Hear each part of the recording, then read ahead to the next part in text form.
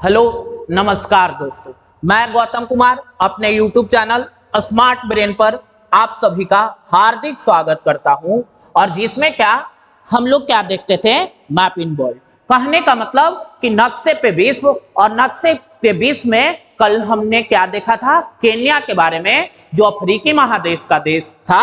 आज रूस के बारे में, और रूस क्या है मतलब यूरोप और एशिया दोनों में है। यूरोप और एशिया बोले क्या है मतलब 7 कंटिनेंट है, और 7 कंटिनेंट में Asia, Europe, Africa, north America, south America, Australia और अंटार्कटिका, और जिसमें इसका पार्ट कहाँ मतलब यूरोप और एशिया दोनों में पड़ता है। क्योंकि आपको पता होगा कि जब विश्व बन रहा था, अर्थ बन रहा था, तो 2 पार्ट था, एक को पैंजिया और एक को पैंथलसा कहा जाता था। और इसी से डिवाइड होके जितने आज कंटिनेंट और ओशन है सबका निर्माण हुआ। तो हम लोग पहले रूस के बारे में देखते हैं।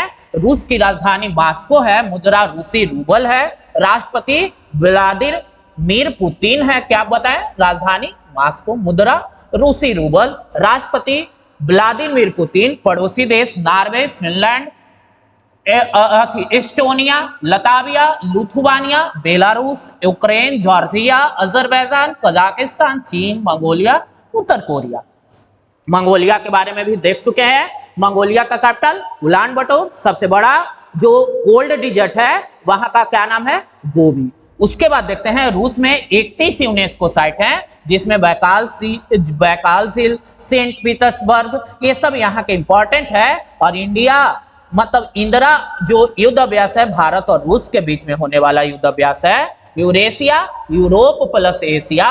कहने का मतलब कि जैसे अगर मान लीजिए एशिया है, यूरोप है, तो इसके बीच में यूराल माउंटेन और यूराल रिवर है, जो एशिया यूरोप को पार्टिसिपेट करता है। उसके बाद विश्व का सबसे बड़ा देश किसमें, क्षेत्रफल में। क्षेत्रफल और जनसंख्या में चीन और भारत के बीच में अभी बना हुआ है, तो यही क्षेत्रफल में सबसे बड़ा कौन है, रूस। उसके बाद बेरिंग जल संधि रूस और अलास्का के बीच में है। और देखिए एल्ब्रस पर्वत सबसे ऊंचा स्थान है, और वोल्गा नदी सबसे लंबी नदी है। मतलब रूस की सबसे लंबी नदी कौन सी है, वोल्गा। रूस का कैपिटल कहाँ है, मॉस्को। यहाँ के जो राष्ट्रपति व्लादिमीर पुतिन, रूसी रूबल यहाँ का जो मुद्रा है। और पड़ोसी देश Norway, Finland, Estonia, Latvia, Lithuania, Belarus और यूक्रेन। यूक्रेन के बारे में तो पिछले साल खूब न्यूज में था। यूक्रेन और रूस के बीच में क्या हो रहा था, युद्ध। किसके कारण, नाटो के कारण।